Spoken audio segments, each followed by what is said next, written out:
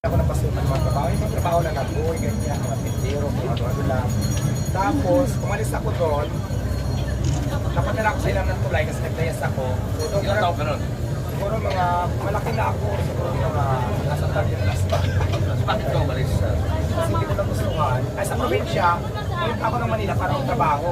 Tapos pagdating dito sa Manila, hindi naman tayo siguro sa mga pinasukan natin. Naglayas ako, nag-stawin ko. Tapos yun, nag-construction ako before dati kasi nasa ilalim ako ng tulay.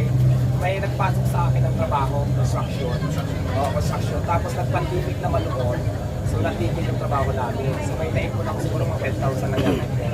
Nag-start ako na mga sigarilyo sa green inches pa lang.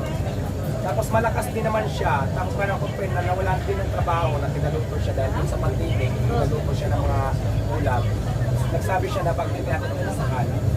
Kung pa natin ang pagkain, ang bahala. Basta mapabili ka ng kandila, mapabili natin ng maluto. And meron ako